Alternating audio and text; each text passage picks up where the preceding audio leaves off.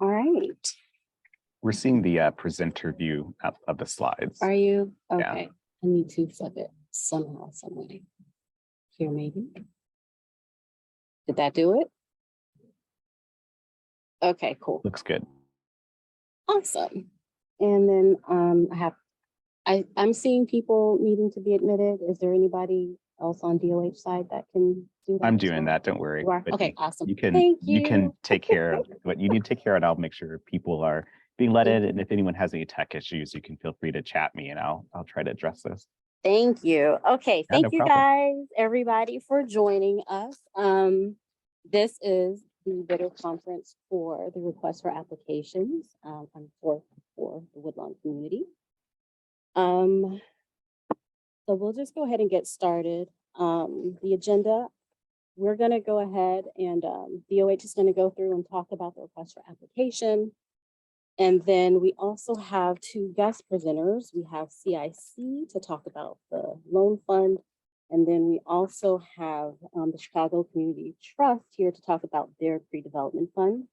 So this is a good resource to use as you guys consider or figure out what you would like to present for your application. All right.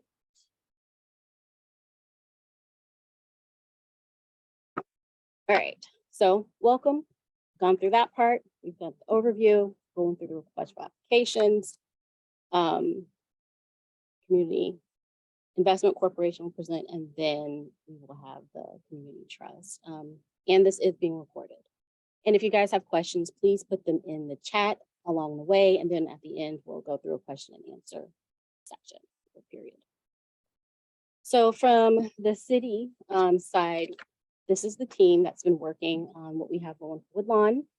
The Department of Housing, Bureau of Home Ownership, Irma Morales is the Deputy Commissioner. She's on the call. I'm the project manager leading the Woodlawn RFA. My name is Whitney Mungin. We have Brian O'Donnell on the team, who's a financial planning analyst. We have Aaron, who has been instrumental in working with Woodlawn from the beginning on the ordinance till now. And then we have a new member on that team, Ugo, who's an equity officer. I'm not sure if Ugo is here. And then we've also been working with our planning partners, Lisa Washington, Justin Peterson, and Patrick Brutus. All right. So Aaron, would you like to go over the Yeah, so just how we got here? Yeah, no problem. Just to give you all some context on the Woodlawn Housing Preservation Ordinance, which was passed in September of 2020. It was really born out of the concern of the community with the incoming development of the Obama Presidential Center, that it would place some displacement pressures on the community. We have seen those displacement pressures increase. And so what the Woodlawn Housing Policy it creates these four policy goals, which is to create new rental and for sale housing opportunities that are affordable to a range of incomes, ensure that the existing housing stock offers good quality housing, promote housing options to support equitable inclusive income diversity in Woodlawn, and support economic development opportunities. So this ordinance was crafted with a community working group who and community feedback that really went to the range of policies to protect the current residents, but also build that middle class presence in the neighborhood as well, and having rental options and home ownership options that can really facilitate generational wealth.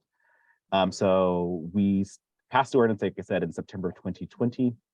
And then since then, we met with the working group to implement the ordinance. And so out of that was a target area to launch our home ownership opportunities, is what you will see here. It's also very closely tied to our rental RFQ that just recently closed. Next slide, please.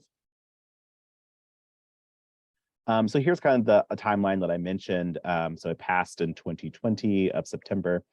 December 2020, we worked to plan implementation with Alderwoman Taylor and Hairston. I would say for about January 2021 through May 2022, we had departmental planning and community engagement. And now we're at the ongoing implementation of this. program. One of the programs you'll hear about is the Woodlawn Loan Fund, which you'll hear about that from CIC.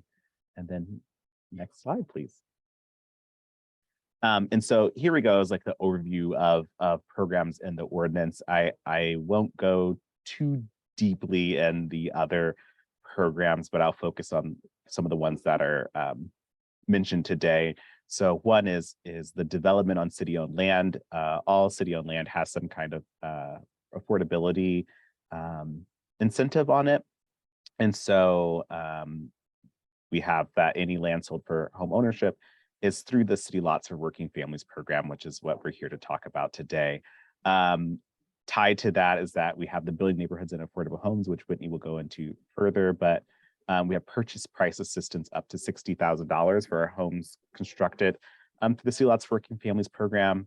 And then all homes, all development in Woodlawn on city-owned land has to have this neighborhood hiring plan / local developer preference. And that's part of the application for the City Lots Working Families program. So you will see that there, but that's ensuring that development is not happening in absence of the community, and that the people who are currently living there can also be part of the economic growth that's happening. Yeah, I think that hits the most of it, because you'll hear more about the City Lots Working Family program today. So I'll pass it back to Whitney. Great, thank you, Aaron. All right, so how did we get this application, or how did we get here? So really, it is the Woodlawn Housing Preservation Ordinance. It's Section 2, plus the City Lots for Working Families program. Those two things together is what you essentially see in this application. And so City Lots for Working Families, I think most people know it as the conveyance of city-owned land for as little as $1 per buildable lot, as well as some reduction in permit fees to help it to be affordable for developers to build and pass that affordability on to home buyers. Okay, so what is it really? And I'm sure a lot of you guys who've been here before, you know this, but I'm going to go through it anyway.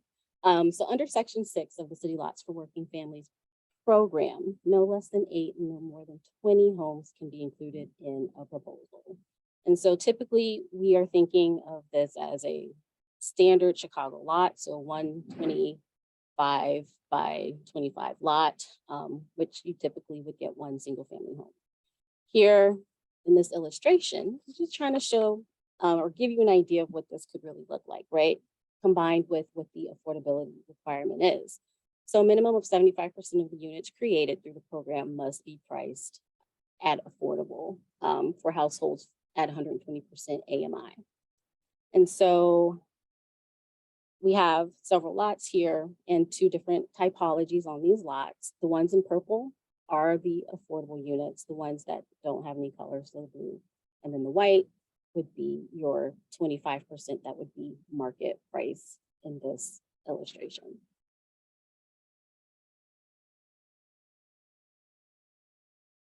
So what housing types are included? Typically in City Lots for Working Families, we see the single family home in a 2 flat. There's also townhome, and for Woodlawn only condos are allowed. So when a condo unit is developed, a minimum of purchase of the 8 lots is waived. However, any condos developed for City Lots for Working Families in Woodlawn has to be a minimum of 10 condo units.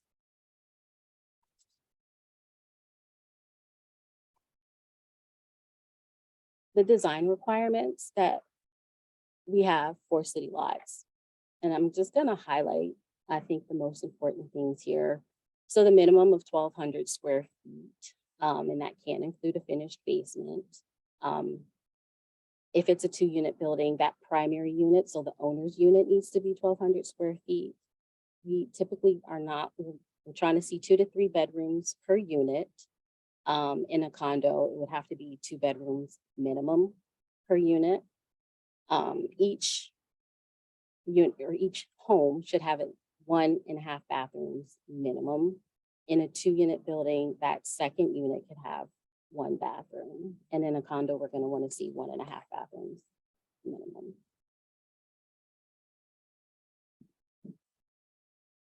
For the building exterior, no vinyl siding is allowed on the facade. It is important, so design is a huge focus. And so your height, the massing, the materials should be compatible with the surrounding buildings. So if there's masonry, then we want to see masonry on the front of the building, and it also has to wrap the sides. If you have elevations that are exposed to the street, then there should be some kind of architectural treatment on it. Interesting fenestration, and then also an alternate facade design. So understanding that you have one design that you would like to use, but there needs to be different treatments that allow that floor plan or that design to look different if you have several of them on the same street.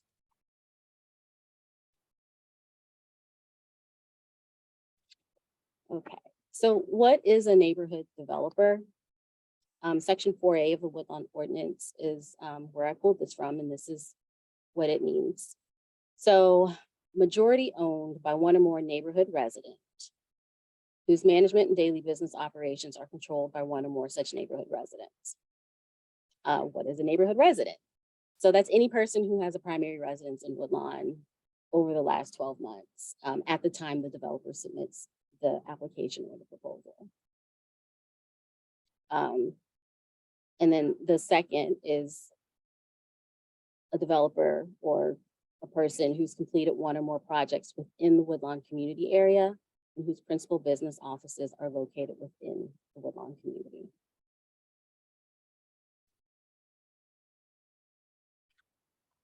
So the local resident employment requirement is that each developer shall provide a plan as to what that looks like. And I just copied this exhibit from the RFA. It's 7.5%, and this form or this template should be included and used to show how you plan on or the hours that you estimate of work that will go to community residents. It's also helpful to include any kind of outreach plan or marketing that you're going to be doing as well to explain how you're going to reach these hours.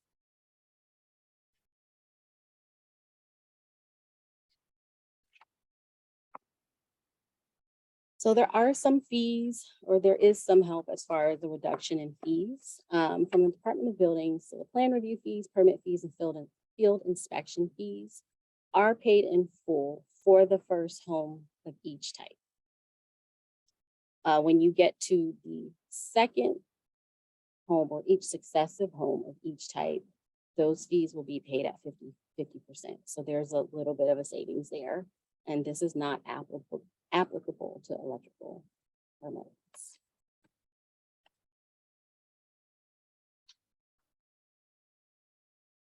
All right, open space impact fees are not waived. They are required to be paid by the developer. And then zoning approval is also required as a part of the building permit process and is covered under the permitting fee schedule.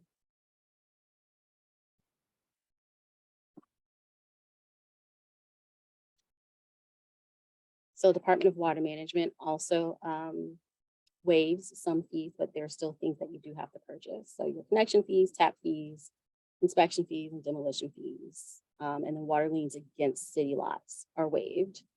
However, B boxes, meters, remote readouts must be purchased. And I think this is probably where there will be a lot of questions. So how do we calculate our maximum sales price? So this family of 4 would like to purchase this single family home. What does affordable mean? So affordable is,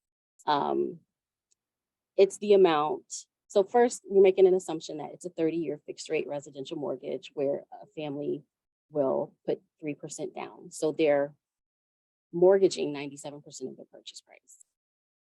We also, per the City Lots for Working Family Ordinance, their home ownership costs can total no more than 30% of their household income. And that would be at 120% AMI. So a family is actually calculated as 1.5 times the number of bedrooms in the home. And so, which is a little bit of a weird number. And then homeownership costs include the principal and interest, taxes, insurance is applicable, private mortgage insurance, and then HOA fees for the home if that is applicable. So in the RFA, I included an example of this spreadsheet. This will be something that I can provide or can be provided to everybody so that you can go through your own calculations. So understanding that the lots are sold at $1, that means that the land has to be written down. And so assistance is received through a land write down, which is already factored into the affordable price. And so here, what you get to see is for a 3-bedroom home. I don't know if it's helpful for me to use my laser pointer. But for a 3-bedroom home, we have the developer's market price, which is usually how your taxes are set. And then we have the estimated affordable price as well.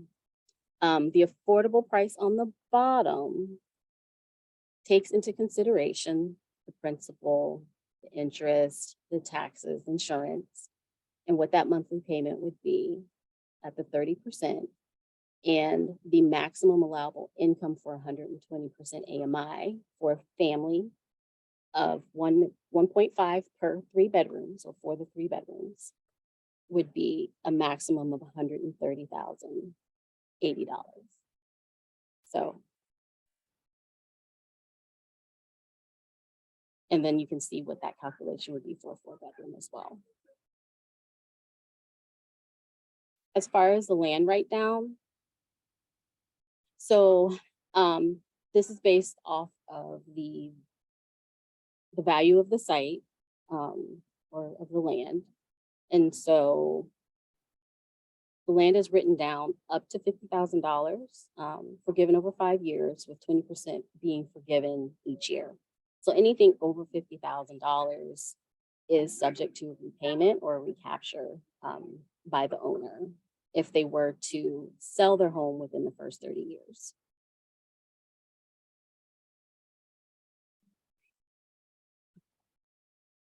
So this should look familiar to everybody. This is the focus area for the RFA. These are the lots that are available for the application. So we have sites between Cottage and Greenwood, and that's west to east, and then 63rd to 65th. They were divided into several clusters in which we are encouraging developers to look at a cluster and to submit a proposal for that cluster. However, if there is something in addition to a proposal that fits within one of these clusters, we are interested in seeing that as well. And so really we want to see your best idea. If it's within a cluster, that's awesome. If you have another idea that where you can assemble maybe other parcels that are privately owned or owned by Cook County Land Bank or some other way, and bring that proposal forward, we would like to see what that would look like as well.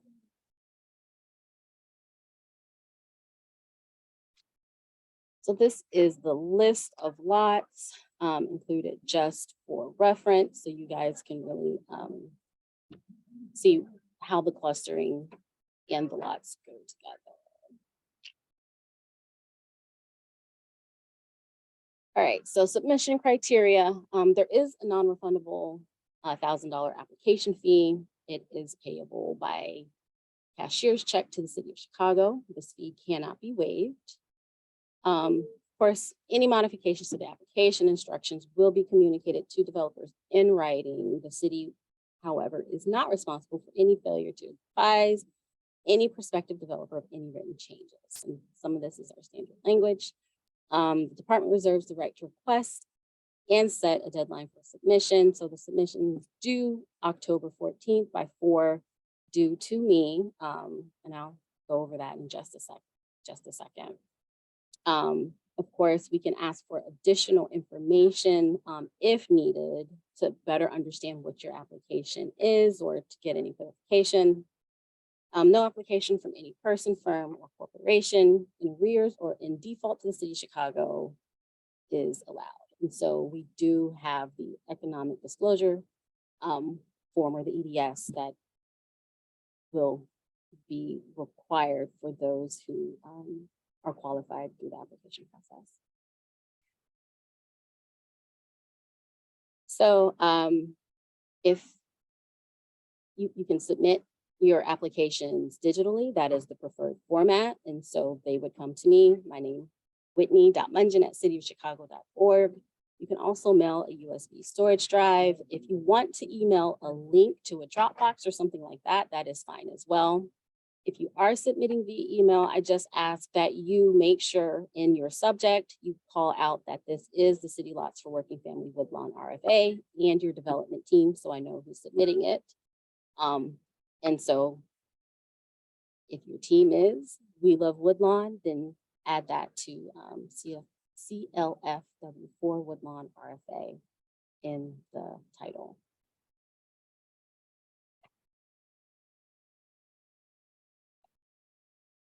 So after receiving the applications, we'll be checking to make sure it meets the zoning requirements of the program, that there is a demonstrated community input and support, and that is in the application itself. The application starts page 15 of the RFA. Evidence of the developer's financial capacity and ability to obtain project financing. We want to make sure that your team is complete as far as architect and your GC, and that everybody is qualified, proven depth and quality of experience in successfully developing residential buildings in the community. And then the design, again, is a big focus. And so we want to make sure that the designs respect the context of the neighborhood and the character of the community, and that the plans that are put forward are just really well thought out, and that the buildings really utilize the lots in the best way possible. Okay, so I'm going to stop here, and then I will go ahead, and hopefully you guys have been putting questions in the chat. I don't know, I can't see all of that. And I will go ahead and switch to CIC for their presentation. And then we'll circle back with questions. So CIC will present, and then we'll have CCT, and then we'll circle back with questions. I'm going to stop sharing so I can load the next presentation.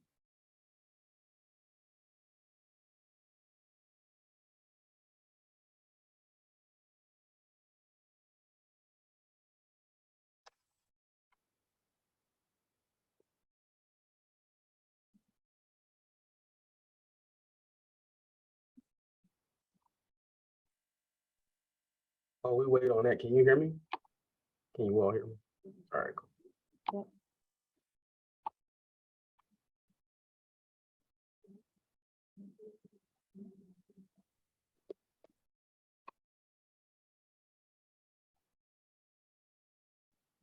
Okay. Did I do this right? All right, Whitney, you have the controls, right? Yeah. All right, Yep. all right, There we let's go. start there. All right. Greetings. I'm Chasta Montgomery, Senior Loan Officer with Community Investment Corporation. I'm here to discuss CIC's Woodlawn Loan Fund. But before I do that, let me give you a little information about me. I have over 14 years of commercial finance experience. I was born and raised on the south side of Chicago. I attended Mount Carmel High School, so I'm very familiar with the Woodlawn community. I've walked up and down 63rd Street most of my teenage years, so I'm truly an advocate for Woodlawn. You can go to the next slide. For the people that may not know Community Investment Corporation, better known as CIC, has a mission to be a lending force in affordable housing and neighborhood revitalization through innovative financing programs and policy leadership. Our investors are local, regional, and national banks who have made multi-year commitments to CIC. Our clients are hardworking small business owners who develop, manage safe, quality, affordable rental housing. Since 1984, we have loaned over $1.6 billion, rehabbed over 60,000 units, provided over 160,000 homes for low and moderate income families. And we've also trained over 24,000 property managers.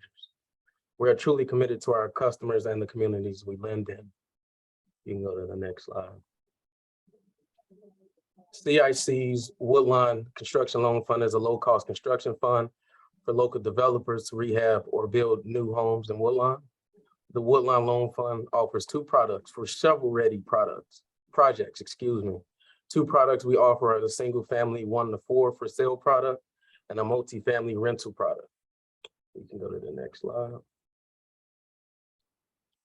So just to give a little bit about the single-family 1 to 4, it offers a 2.5 interest rate during construction. As you know, this is very low for our current interest rate climate environment.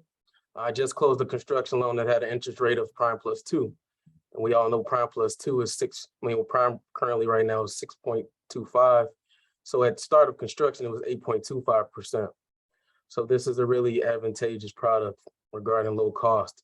The single family product also allows us to lend up to 90% loan to cost, but not exceed 70% loan to value. With the trade-off for these great terms is that the property must be sold to home buyers that are below 120% AMI. Go to the next slide. And then I'll just touch on our multifamily product, which is fairly similar to the single family product, but only this is for rental properties that are 5 units or more. The multifamily offers the same low interest rate of 2.5%. We can lend up to 90% loan to cost, and the construction term can be up to 24 months. The trade-off for these terms is that 50% of the units provided must be affordable rents at or below 80% AMI for 10 years. That's the next slide. So with that, thank you for your time. Please feel free to give me a call. I love discussing these projects with my clients and prospects. I'm very committed to Woodlawn. I want to see it grow. So please feel free to give me a call and we can discuss anything. Thank you. And just for everybody, these decks will be posted on the Housing Woodlawn page, along with the video from this meeting, just so you know.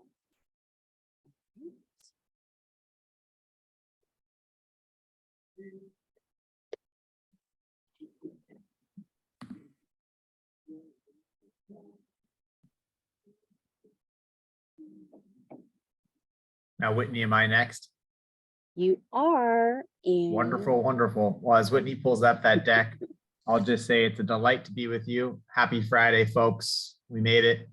Aaron, Whitney, Chaston, thank you so much for setting this up. My name is Chris Egan, and I have the great pleasure of representing the Chicago Community Trust to talk to you about our pre-development fund. I'll just quickly say, in light of Chaston's great intro, I am a transplant. I'm originally from California. I've been in Chicago for 13 years. My wife and I came here for school. We got married. We just had our first kiddo. And we are your neighbors to the north. We're Hyde Park folks. My wife is a CPS teacher in Marquette Park. So Woodlawn is, our neighbors, and we are passing through. We have, of course, tons of friends in that neighborhood. Right on the onset, I'll just say that the pre-development fund is a grant opportunity. So it's very different than a loan product. Obviously, the loan product that CIC is offering is very advantageous. Our funds would obviously complement that and hopefully your entire budget. You can go to the next slide. I'm going to give you some quick kind of general terms of what the pre-development fund is. You can go to the next slide. Don't worry about it. In general, it's a really good fit. So pre-development fund in theory could work for all of Chicago. Obviously, Woodlawn is going to be a good fit, which is why we're here to discuss it. We do, the whole idea of the grant program is to provide grant dollars to support Black and Latinx community development projects, specifically for brick and mortar. Obviously, grant dollars, there's no cost of capital. We think of our dollars as helping you try to catalyze additional private, whether it's equity, whether it's debt. We just want to help, your balance sheet. We also are unique in that we support nonprofit and for-profit projects. And we support a variety of brick and mortar use. Obviously, for this particular conversation, we'll just focus the attention on housing. But for your benefit, if you are doing development in mixed use, or you're doing specifically commercial or office in other parts of the city, we'd welcome you to submit a proposal. As it relates to housing, though, I'll just tell you the fit between what the City Lots program is strong, because we're really interested in infill. We really, we tell people we're interested in scale. So they're kind of minimum of 8 units. It really fits what we have in mind. If you came to us with 1-3 flat, we would say that's not at scale. We're allowed to be a little bit more subjective than the city is able to be, but nevertheless, I think their parameters they provided really fit what we're trying to do. We do kind of preference ownership over rental. That being said, we do support projects of both types. And most importantly, we really try to let folks know that we're trying to spur investment where there had been historic disinvestment, rather than trying to stabilize where there is already been, let's say, gentrification. So if you came to us with a project in Wicker Park and said you were trying to save property, we'd say, well, Wicker Park's already got an active market economy, whereas, Gage Park isn't, you could make a case that there's been historic disinvestment in the market, still not at its full force. So needless to say, that's the kind of charitable purpose that we look for. That's a standard we're trying to gather as far as which projects we're able to move forward. You go to the next slide, Whitney. In general, what we have is we have a couple different cycles of when we are able to review projects and then ultimately make decisions. So you'll see here for 2022, we had 5 cycles. So there is still 1 cycle left, which would be the October cycle. You'll see that deadline is coming up quickly. Just to give you a sense of the scale, these grant dollars can go up to $100,000. You can submit your project scope at any time. And you can see, obviously, today we've done a number of projects. It's still a relatively new fund of the trust. It's been around for roughly 2 years. And important to note, unlike most city programs, if you are awarded, you will get your full award amount up front, and then you're just required to then give us receipts for what you've spent it on. And obviously we'll request details are related to what you intend to spend it on. That's part of the evaluation. You go to the next slide, Whitney. So this gives you a sense of like the types of projects we've supported in the past. Again, you'll see a really wide range here, everything from again, business operations to theaters to mixed use buildings. So just to give you a sense, and again, for the purpose of this call, obviously housing is the focus, but just so for your awareness. So go ahead and click on the next slide, Whitney. Okay, what's probably most important is just for you to understand exactly what you're able to use these for. We are trying to provide support in a very specific part of your development progress, and that is in the pre-development phase. So we're trying to give you things that are going to directly support the brick and mortar project you're working on. So it's almost exclusively for third-party professional services. And those are everything you're going to see in that right box. So environmental remediation, expenses like legal experts, zoning experts, consultants that can support you, application fees, but also for project management fees, fiscal sponsor fees if you need those. There's a wide range of services that we suspect almost every project will require. What's important to note is that we are looking for developers who already have site control. And that's something that I'm not quite familiar with in this particular program, whether you have site control in advance or you get site control after you're awarded. So that's something we should discuss.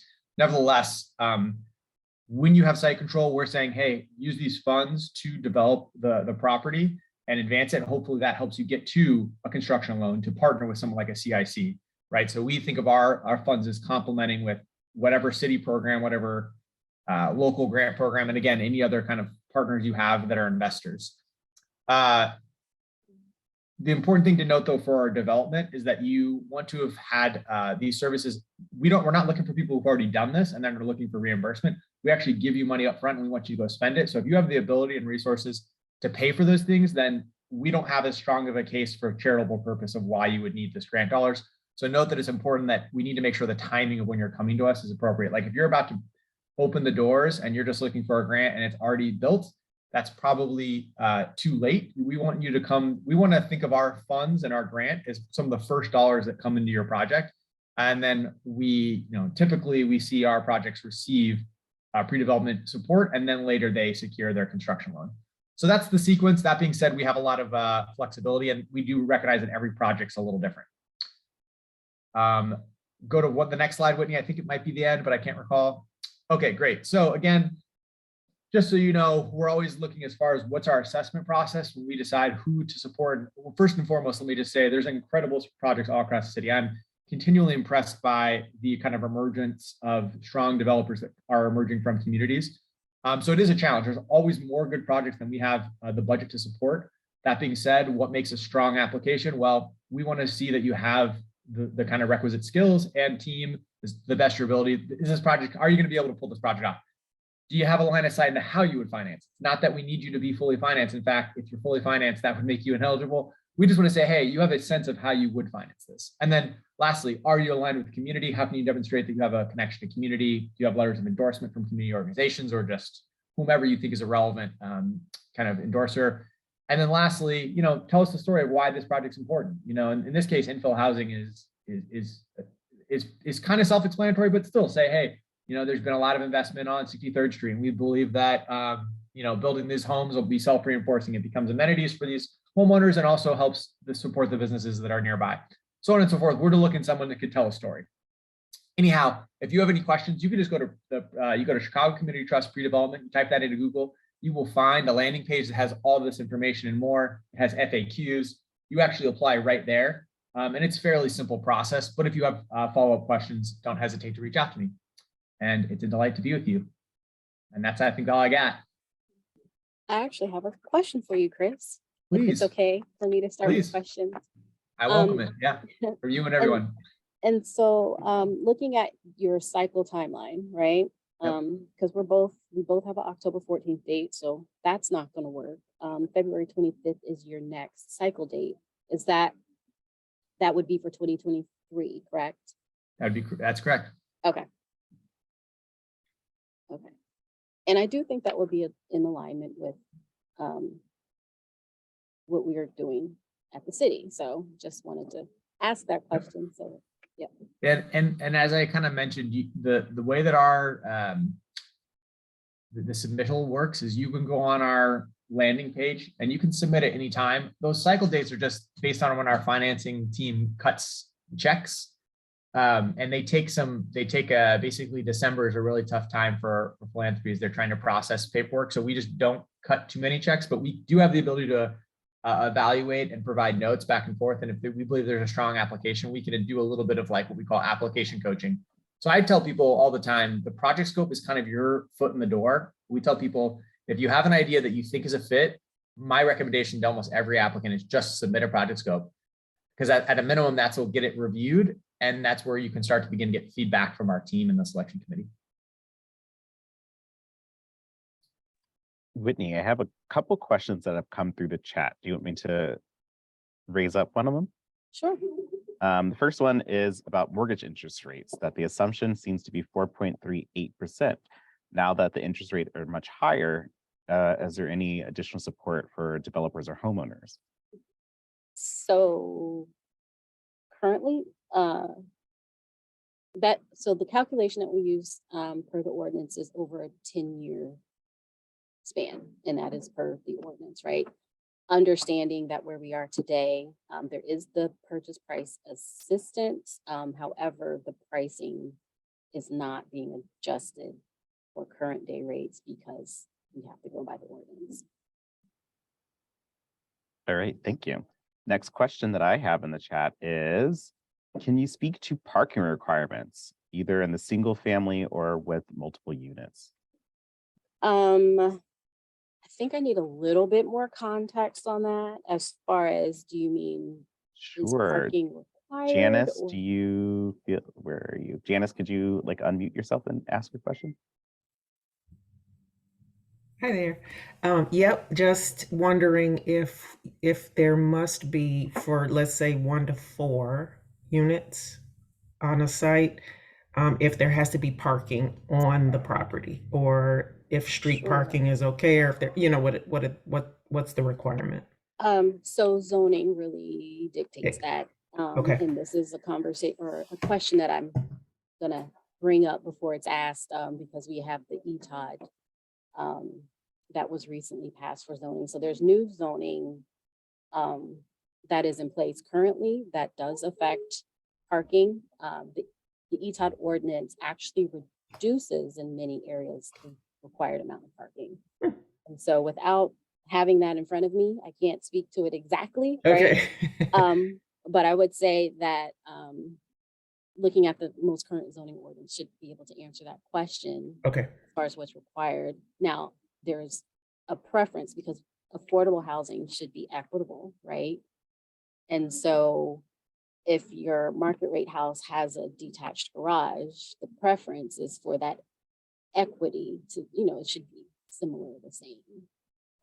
So Got it. just keep that in mind. Yep. Thank you. Is there another question? I'm only seeing. So I'll state this one for everybody. Kimberly Sally asked about the 2023 application cycle for the Chicago Community Trust. And so that's not published yet. However, the first date in 2023 has been confirmed as February 25th.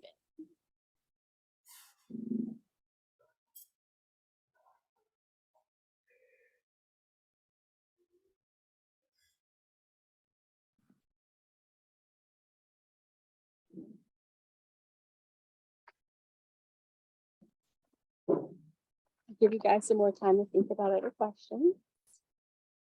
Yeah, I'll just say on behalf of the community trust, yeah, if y'all have any additional questions about the pre-development fund, please don't hesitate. Otherwise, I just shared the links. So you have the detailed list of the application deadlines that are published so far, kind of basic terms and eligibility, and frequently asked questions link as well. But again, if you have specific questions, don't hesitate to reach out now or whenever later this month, next month, whenever questions emerge. And then I have received some questions by email already. Those will be answered and dispersed for everybody at the same time.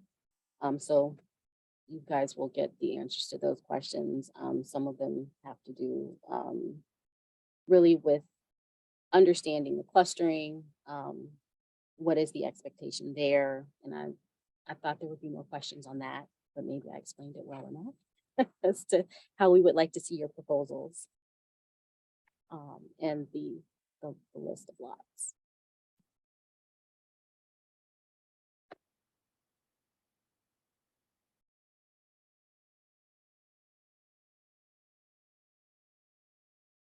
Well, there aren't any more questions. This will be posted.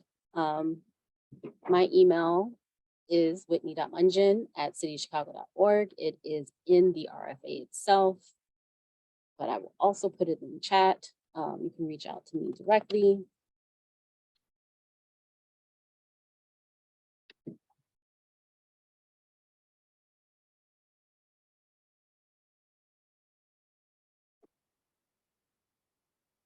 If you do have any other questions about the RFA, but I'm looking forward to seeing some really creative proposals in the next couple of weeks.